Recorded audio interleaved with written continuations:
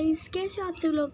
स्वागत है आप सब लोगों का मेरे यूट्यूब चैनल पे एंड आई होप आप सब लोग अच्छे होंगे। एंड देन आज का ब्लॉग होने वाला है सैड फीलिंग्स पे। तो ऐसे मैं आपको बताऊंगी कि मेरी लाइफ में क्या क्या हुआ है एंड देन मैंने उस सिचुएशंस को कैसे हैंडल किया है। तो आप सब लोगों को इस व्लॉग में आज पता लगने वाला है। एंड देन स्टार्ट करते हैं व्लॉग। और एक आपको बात बता दूं, एंड तक बने रहना एंड सब्सक्राइब करके जाना चैनल को, बेल आइकन दबा के जाना एंड लाइक करके जाना। Okay then start. तो ये बात है जब मैं हुआ करती थी 1-2 साल की, मतलब ऐसे नहीं पता मुझे कितने साल की, बट तब मैं थी प्री नर्सरी क्लास में। एंड देन तब मैं एक स्कूल में पढ़ती थी, DSA international school.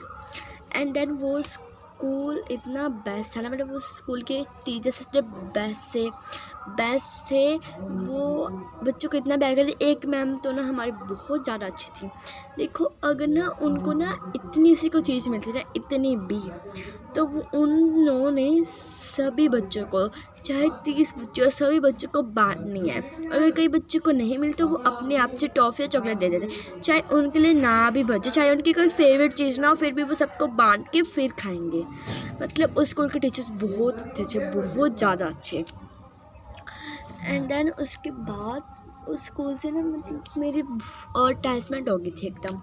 And then जब मैं ऐसे 4th 5th में होने लगी ना, तब तो मेरी अटैचमेंट एकदम अच्छी हो गई थी। और 5th क्लास में मैं मम्मा जो मर्जी हो जाए, मैं इस स्कूल से नहीं हटूँगी, मीन्स नहीं हटूँगी। तो आप जितना मर्जी बोल रहे हैं, बट मैं इस स्कूल से नहीं, मुझे ऐसा लग रहा है जैसे भगवान मेरी मतलब मुँह से निकलवा रहे हो ऐसा कुछ।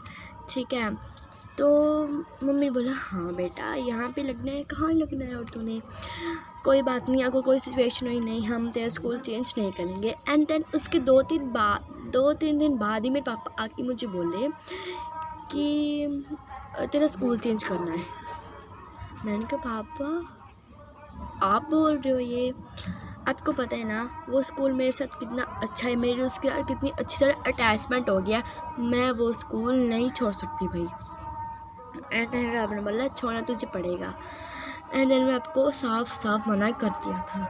एंड देन उसके बाद मेरे मम्मा को मेरे पापा ने बोला कि इसका स्कूल चेंज करवाना। देन मेरी मम्मा भी नहीं माने। मम्मा कहते कि उसने मुझे अभी 2-4 दिन पहले ही बोल दिया। पापा कहते जो मर्जी कर, बट उसको उस स्कूल में लगवाना ही है, क्योंकि भाई मेरे पापा की ये ड्रीम था। मतलब ना वो नूरपुर बेदी में नंबर 1 स्कूल है, मधुवन वाटिका पब्लिक स्कूल।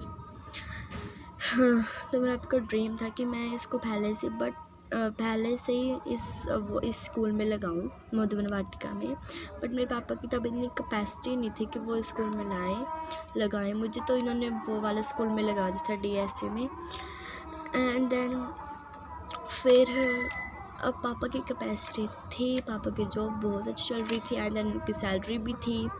तो पापा ने डिसीज़न लिया कि इसको वो स्कूल में अब मैंने लगा देना है। मेरे पापा इतने खुश थे ना, बट मैं दुखी थी बहुत कि नहीं भाई मुझे मेरा पुराना स्कूल छोड़ना पड़ेगा। तो मेरे पापा ने मम्मा को बोलते कि सारी बात अब तेरे पर है, तूने उसको वो स्कूल में लगवाना ही है। एंड देन मेरे पापा ने सारी बात अब मेरी मम्मी के ऊपर भी जारी, मम्मी के ऊपर आ गई। एंड देन मेरी मम्मा ने मुझे समझाया कि लग जा, बहुत बार समझाया, बहुत बार कोशिश की, बट नो, मेरा डिसीज़न नहीं था कि नहीं भाई नहीं। एंड देन उसके एक दिन पहले मेरी बेस्ट फ्रेंड का फ़ोन आया कि अब ना मैं तेरे साथ अटैचमेंट से हो गया, तो प्लीज़ यार तू स्कूल मत चेंज करियो, और हम बड़े हो के भी ना इकट्ठे रहेंगे, हम कभी अलग हो सकते, और हम अलग भी हुए ना तो मैं तो भाई मर ही जाऊँगी। वो ऐसे बोल रही थी मुझे। तो मैंने बोला ये हो क्या रहा है, मतलब एक दिन पहले मैंने मम्मी को ऐसे बोला एंड देन मम्मी ने मुझे बोला कि नहीं तेरा स्कूल हटवाएंगे, एंड देन अब मेरी बेस्ट फ्रेंड बोल रही है। तो मुझे लगा कि भगवान भी शायद चाह रहे हैं कि मैं उस स्कूल में लग जाऊं, कि इस स्कूल में मैं ना लगूं। एंड देन उसके बाद फिर वहाँ में ना हमारे नेबर्स हैं, उनकी एक ना बड़ी बेटी है, वो 12th क्लास में थे तब उन्होंने मुझे बुलाया था, मतलब उनको घर बुलाया था मेरे।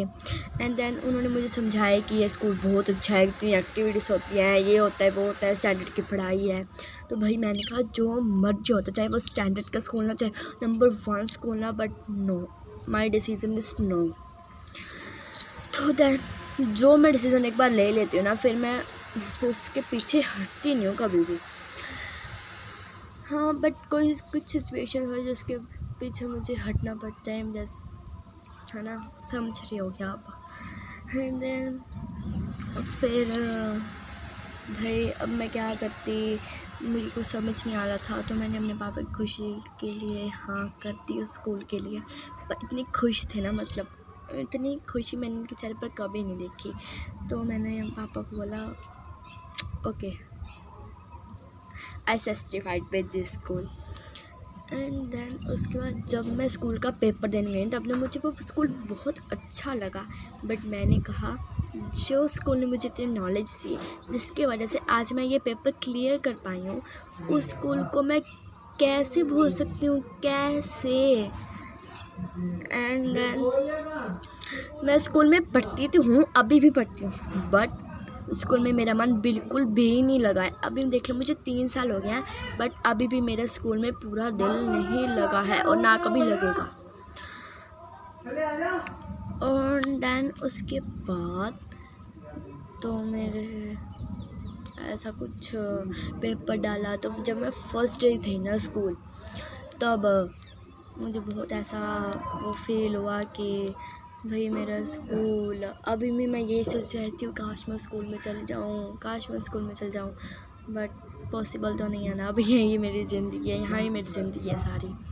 एंड देन अगर कोई यूट्यूबर मतलब कोई फ़नी वीडियो बनाते हैं, तो आप ये कभी भी मत सोचना कि हाँ वो बहुत खुश हैं, इनको क्या पैसे की ज़रूरत है, तो बड़े खुश हैं। बट नो, उनकी ना मजबूरी होती है कि वो अपनी स्माइल दिखा रहे हैं, बट नो, वो अंदर से इतने सैड होते हैं ना।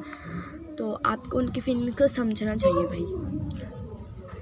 देन बस इतने सी मेरी, मतलब तुम्हें पता है मैं कितनी इमोशनल थी तब, इतना रोई मैं, इतना रोई, इतना तो मैं कभी, मतलब कभी रोई नहीं, चाहे मेरे साथ जो मर्जी, पर मैं इतना नहीं रोई कभी भी।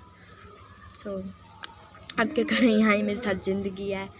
ओके, इस ब्लॉग का एंड यहाँ पे करते हैं। अगर आपको ये वीडियो करें तो बेल आइकन को प्रेस कर देना और सब्सक्राइब कर देना चैनल, एंड लाइक भी करते जाना। ओके बाय गाइस, अगले ब्लॉग में आपको ज़रूर मिलूँगी मैं। Bye bye.